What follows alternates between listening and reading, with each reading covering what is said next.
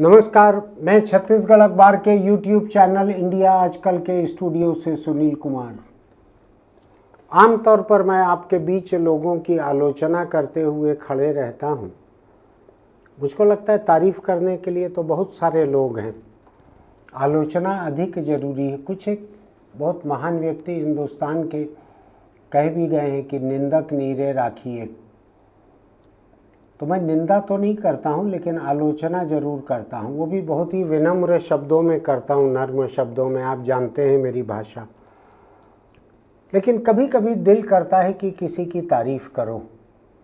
ऐसा इसलिए भी ज़रूरी है कि कम से कम मेरी साख बनी रहे कि साल दो साल में एक आध बार मैंने किसी की तारीफ़ भी की है।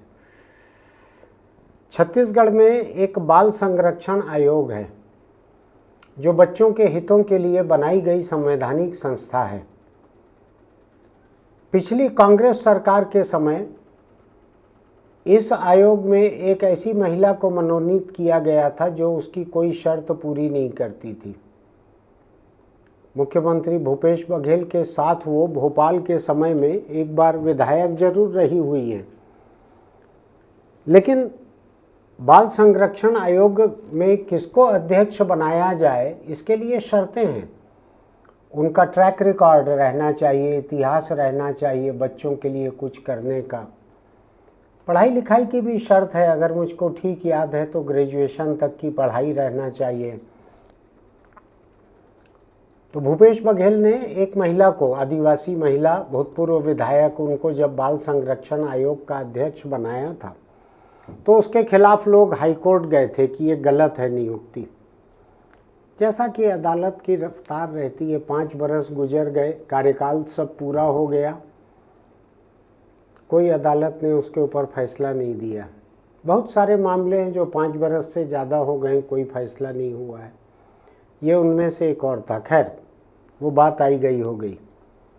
अब डॉक्टर वर्णिका शर्मा, इनको बीजेपी सरकार ने बाल संरक्षण आयोग का अध्यक्ष बनाया है।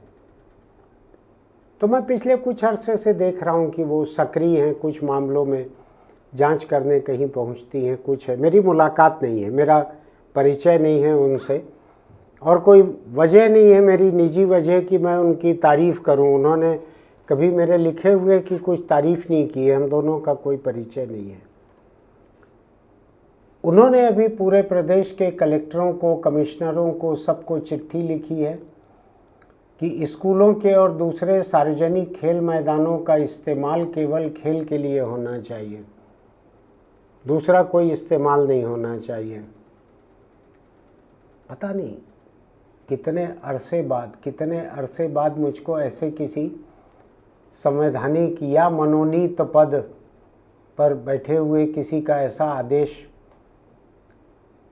पढ़ने मिल रहा है जो पूरी तरह से जनहित में है, जो सरकार की असुविधा की परवाह नहीं करता है।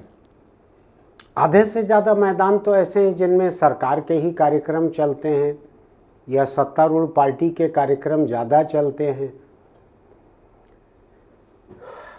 आपने देखा है कि नहीं देखा है मुझको नहीं मालूम, मैं मैदानों के बहुत करीब से निकलता हूँ।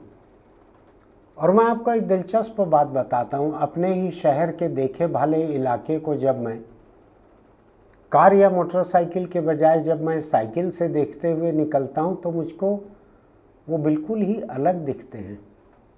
रफ्तार धीमी रहती है, मैं बहुत धीरे धीरे उनके बगल से निकलता हूँ तो मैं उनके कई ऐसे पहलू देख पाता हूँ जो कि रफ्तार से गुजरते हुए नहीं दिखते हैं, जो कि खेल मैदान में मुझको देखने मिलते हैं। कोई कार्यक्रम होने वाला है तो वहाँ ट्रकें खाली होने लगती हैं। जितना बड़ा कार्यक्रम उतनी ज़्यादा ट्रकें, उतनी बड़ी बड़ी ट्रकें। सामान उतरता है, एक पखवाड़ा लगता है बड़े बड़े शामियाने बनाने में, एक पखवाड़ा बड़े बड़े शामियाने बनाने में। कार्यक्रम हो जाता है 1 या 2 दिन, और उसके बाद शामियाना और बाकी सामान हटाने में 7 दिन 8 दिन और लगते हैं। और गड्ढे उस मैदान के कभी भी नहीं भरे जाते। जो बच्चे खेलते हैं वहाँ पे बाद में आके अगले कार्यक्रम के पहले तक जो भी 2-4 दिन का समय उनको मिल जाता है, उनका पैर फंस जाए गड्ढे में तो पैर की हड्डी टूट जाए और जब दौड़ रहे हैं किसी गेंद को पकड़ने के लिए तो किसको दिखता है कि कहाँ पर गड्ढा है? इतने गड्ढे रहते हैं, पूरे मैदान में गड्ढे ही गड्ढे रहते हैं। जो थोड़े बहुत दिन मिलते हैं बच्चों को 2 कार्यक्रमों के बीच में, 2 मीना बाजार के बीच में, 2 डिज्नीलैंड के बीच में, 2 कोई हस्तकला प्रदर्शनी, हाथकरघा प्रदर्शनी एवं बिक्री, इसके बीच में जो दो कार्यक्रमों के बीच में 2, 4, 6 दिन मिलते हैं, अगर किसी आबा बाबा ढाबा का प्रवचन या कोई और कीर्तन कार्यक्रम वहाँ नहीं हो गया, अगर कोई राजनीति का जलसा नहीं हो गया, अगर ऐसा कुछ नहीं हुआ, कोई सरकारी प्रदर्शनी नहीं लगी, तो कुछ दिन बच्चे बीच में खेल भी लेते हैं बड़े बड़े मैदानों में। इन दिनों तो मैं देखता हूँ ऑटोमोबाइल फेयर लग जाते हैं, कारें, स्कूटर, मोटरसाइकिल, इनकी नुमाइश करके इनको बेचा जाता है। शहर का एक सबसे पुराना गास मेमोरियल मैदान कहलाता है। शहर के बीच, राजधानी रायपुर की बात कर रहा हूँ मैं, बाकी जगहों पे हालत इससे बेहतर कहीं नहीं है। तो वहाँ पूरे समय कोई न कोई ऑटोमोबाइल फेयर लगे रहेगा, कोई और प्रदर्शनी, बिक्री, मीना बाजार, झूले लगे रहेंगे। खेल न ले, कोई खेल न ले मैदान में, ये फिक्र रहती है सबकी। सरकार, बाजार, सबकी फिक्र रहती है कि बच्चे खेल न लें कहीं मैदान में। अगर रोज़ खेलने लगेंगे बच्चे तो फिर ये कार्यक्रम नहीं हो पाएंगे सरकार के और बाजार के और राजनीतिक दलों के और धार्मिक संस्थाओं के। तो बड़े बड़े मैदान जहाँ पर जब कार्यक्रम नहीं होते, आप देखेंगे एक एक मैदान में 10-10, 20-20 छोटी छोटी टीमें क्रिकेट खेल लेती हैं, दूसरे खेल खेलते हैं लोग। तो मुझको ये देख के अच्छा लगा, छत्तीसगढ़ बाल संरक्षण आयोग की अध्यक्ष डॉक्टर वर्णिका शर्मा, उनका एक आदेश नहीं है, उन्होंने कलेक्टरों से, कमिश्नरों से लिखा है कि खेल के मैदान का गैर खेल उपयोग न किया जाए। राज्य सरकार की पुरानी नीति है, कई सरकार पहले की नीति है, ये फैसला है कि खेल के मैदानों का गैर खेल उपयोग न हो। लेकिन जब सरकार खुद ही उनका उपयोग करना चाहती है तो सरकार को कौन रोक सकता है? मैंने तो बड़ी बड़ी शादियां होते भी देखा है ऐसे खेल मैदानों पर। लेकिन मैं किसी व्यक्ति के बारे में बोलना नहीं चाहता हूं, मैं आज एक व्यवस्था के बारे में बोलना चाहता हूं। बच्चों के खेल के लिए मैंने देखा है कुछ छत्तीसगढ़ की सरकार ने ओलंपिक गोल्ड मेडल लाएंगे तो 1 करोड़, फलाना लाएंगे तो 2 करोड़। तो एक काम करो, प्रैक्टिस के लिए हरियाणा चले जाओ, केरल चले जाओ, उधर मैदान है प्रैक्टिस के, वहाँ प्रैक्टिस करके आप ला सकते हो और 1 करोड़ रुपया ले सकते हो छत्तीसगढ़ सरकार से। लेकिन इधर छत्तीसगढ़ में रह के आप नेशनल टीम में भी जाएं, बड़ा मुश्किल से हो सकता है, नहीं जा सकते आप, खेल के मैदान ही नहीं है।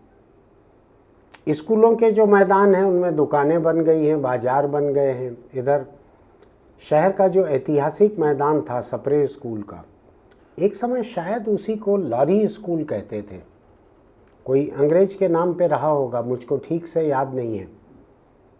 लेकिन अगर मुझको ठीक से याद है तो मेरे पिता ने स्कूल की पढ़ाई वहीं से की थी, लॉरी स्कूल से।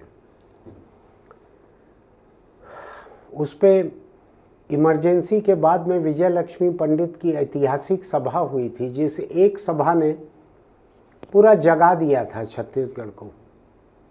नेहरू की बहन ने नेहरू की बेटी के खिलाफ सभा की थी वहाँ पे। आज आ जाए, नेहरू की बेटी आ जाए, बहन आ जाए या नेहरू आ जाए, मैदान का आकार 1/4 रह गया है। एक समय 80,000, 1 लाख लोग वहाँ पे समाते थे, आज उसके टुकड़े टुकड़े कर दिए गए हैं।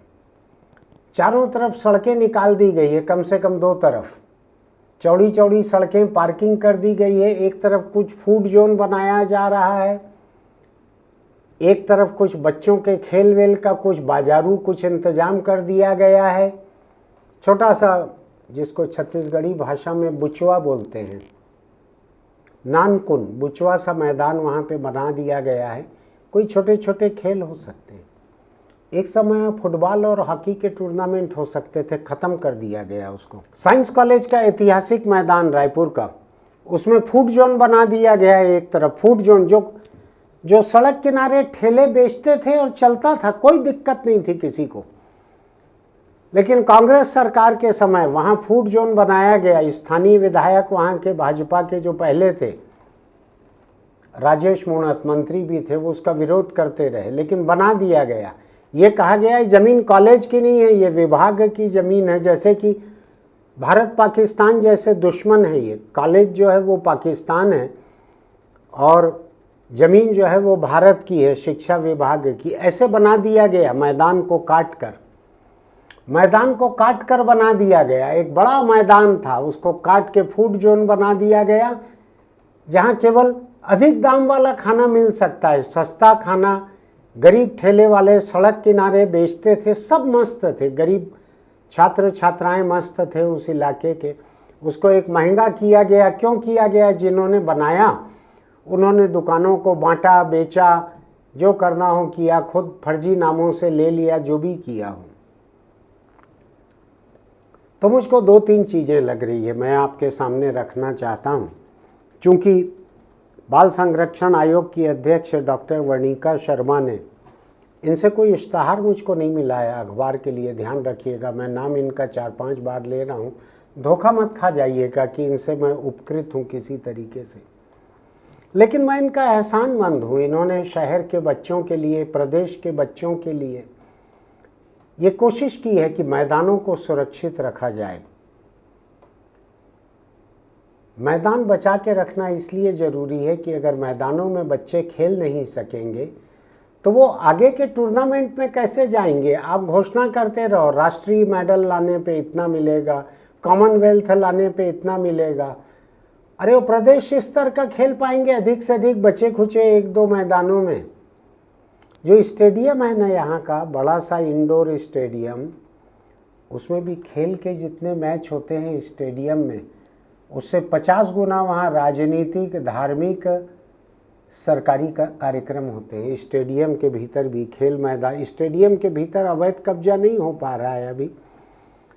एक आध कोई स्थानीय सरकार ऐसी निर्वाचित आ जाएगी, वो स्टेडियम के बीच भी बेच खाएगी स्टॉल बना बना कर।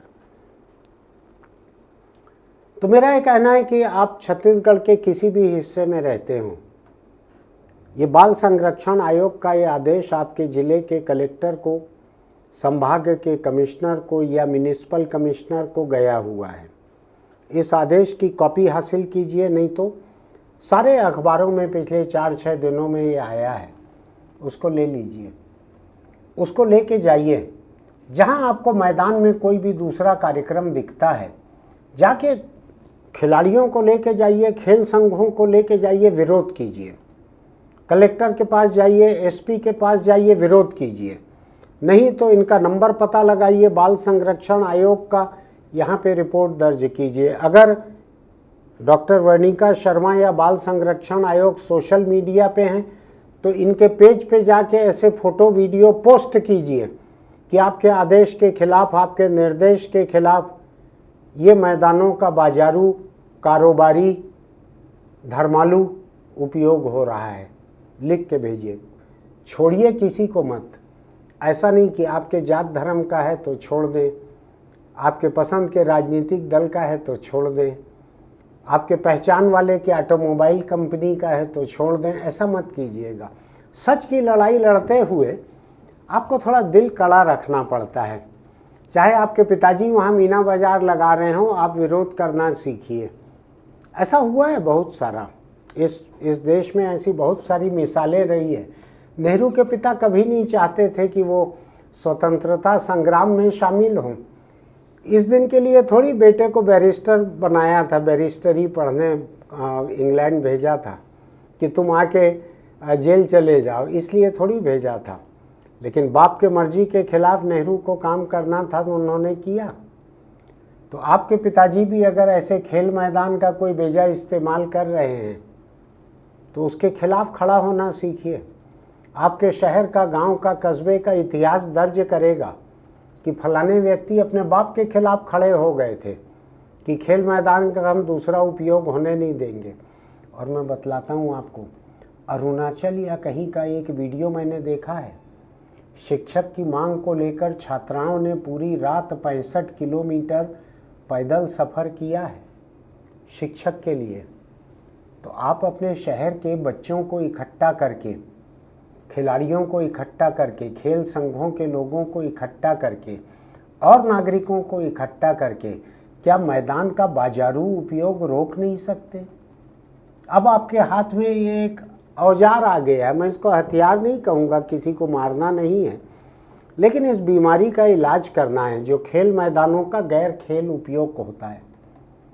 कीजिए ऐसा। मैं आपको भड़काने और उकसाने आया हूँ। आप छत्तीसगढ़ के किसी भी कोने में रहते हैं, अगर आपके गांव, कस्बे, शहर में कोई भी खेल मैदान है जिसका गैर खेल उपयोग हो रहा है, तो उसके खिलाफ झंडे को बांधने के लिए, बैनर को बांधने के लिए, डंडा चलाने के लिए नहीं बोल रहा हूं मैं, झंडा डंडा लेके खड़े होइए उसके खिलाफ, लोगों को जागरूक कीजिए। मैं आपको बताता हूं, हो सकता है कि आपके आसपास के कोई बच्चे जो हैं वो सुनील गावस्कर या सचिन तेंदुलकर या पीटी उषा, ऐसे कोई भी होनहार, ज्वाला गुट्टा, ऐसे कोई भी होनहार खिलाड़ी हो सकते हैं आपके आसपास के, अगर उनको मौका मिले तो। अभी मैंने कहीं पढ़ा है, यहाँ छत्तीसगढ़ का एक कोई जशपुर का या कहीं का कोई धावक है, उसने कुछ नया रिकॉर्ड बनाया है। बहुत सारे ऐसे बच्चे हो सकते हैं, लेकिन मैदान ही नहीं मिलेगा तो वो क्या करेंगे? फिर वो तालाब के किनारे बैठ के वो ताश और लूडो खेलेंगे, फिर वहाँ गुटखा खाना सीखेंगे, फिर दारू पीना, जुआ खेलना सीखेंगे। अपनी अगली पीढ़ी, अपनी बेहतर दुनिया बनाने के लिए, अपनी पीढ़ी के लिए, उनको एक बेहतर दुनिया देने के लिए कोशिश कीजिए। थोड़ा हक की लड़ाई लड़ना सीखिए। हर लड़ाई हिंसक नहीं होती, मैं हिंसा नहीं सिखा रहा हूँ।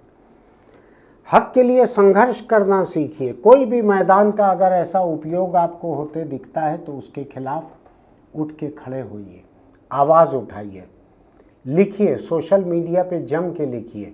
बाल संरक्षण आयोग का कोई पेज होगा, ईमेल एड्रेस होगा, फ़ोन नंबर होगा, वरना उसकी अध्यक्ष जिन्होंने ये निकाला है आदेश, उनका तो सोशल मीडिया पेज मेरे ख्याल से है।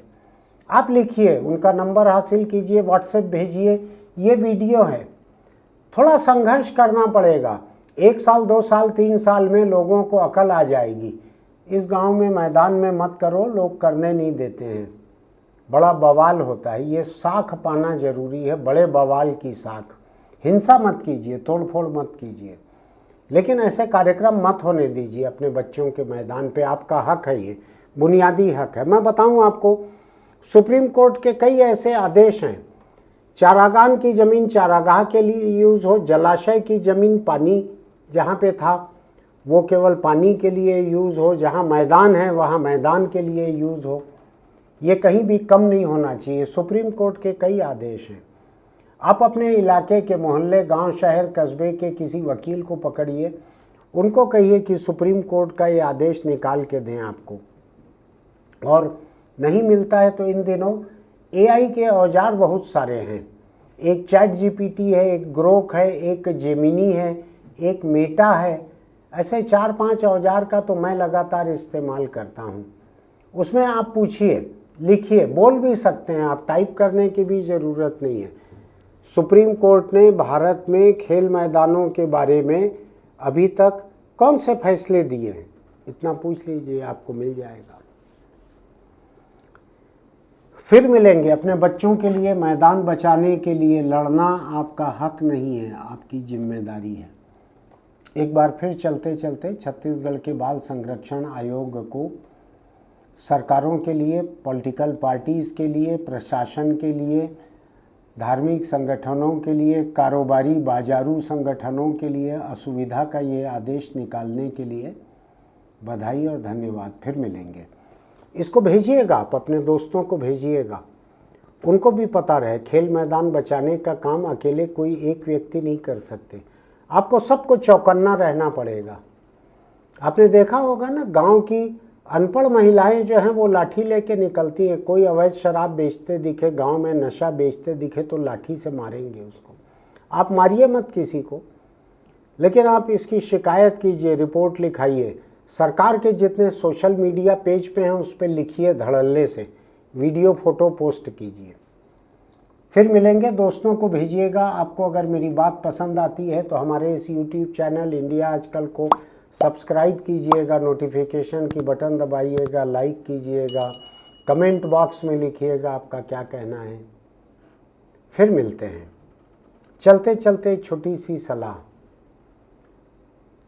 आज ही सुबह एक खबर पढ़ने मिली, एक ससुर दामाद छत्तीसगढ़ में ही सड़क दुर्घटना में मारे गए। दोनों ही हेलमेट नहीं लगाए हुए थे।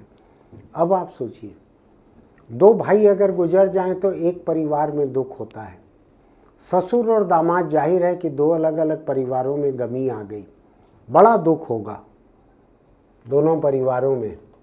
कौन किसको सहारा देंगे ऐसे में?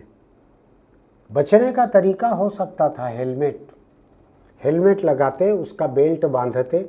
अभी मैं देख रहा हूँ, कल मेरे शहर में पुलिस के काफ़ी हट्टे कट्टे मोटे अफसर CG08, जहाँ की भी मोटरसाइकिल होगी, बुलेट मोटरसाइकिल चला रहे थे। हेलमेट को साइड में टांग दिया था उन्होंने। इंस्पेक्टर जैसे लग रहे थे, उतना रुतबा दिख रहा था। तो इंस्पेक्टर साहब साइड में टंगे हेलमेट से जान नहीं बचती। जान बचती है सिर पे लगे हुए बेल्ट बंधे हुए हेलमेट से, गुंजाइश काफ़ी रहती है। तो CG08 बुलेट मोटरसाइकिल, शाम की बात है, रायपुर के जय स्तंभ चौक के पास। जो कोई भी हो, आप 08 जहाँ का भी होगा पता लगाइएगा। मैंने सुना है कि मेरे शहर में वीडियो कैमरे से लोगों को देख देख के और बिना हेलमेट वालों को लोग चालान भेजती है पुलिस। अब ये पुलिस वाले बिना हेलमेट में दिखे होंगे कैमरे पर कि नहीं दिखे होंगे, मुझको नहीं मालूम। फिलहाल पुलिस का सिर उसके भरोसे छोड़िए, आप अपने सिर की फिक्र कीजिए। राखी हो, भाई दूज हो, जन्मदिन हो, शादी की सालगिरह हो, त्यौहार हो, GST की छूट का मौका हो, बहुत सारे मौके रहते हैं एक दूसरे को कुछ तोहफा देने के। आप अगर अपने किसी करीबी को हेलमेट का तोहफा देंगे तो वो सामान का तोहफा नहीं रहेगा, वो ज़िंदगी का तोहफा साबित हो सकता है किसी भी दिन। ज़िंदगी का तोहफा जिनको चाहते हैं उनके लिए। फिर मिलेंगे।